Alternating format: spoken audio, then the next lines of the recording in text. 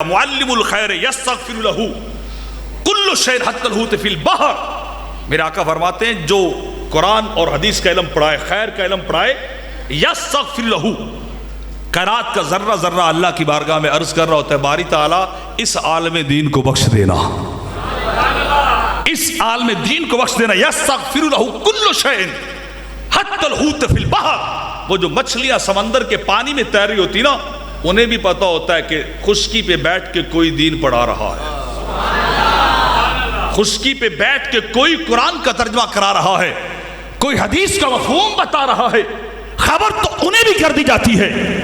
اور پھر وہ مچھلیاں سمندر کے اندر کیا کرتی ہیں؟ وہ بھی دعا کر رہی ہوتی باری تعالیٰ اسے ضرور بخش دینا، اسے ضرور بخش دینا، اس کی مغفرت فرما.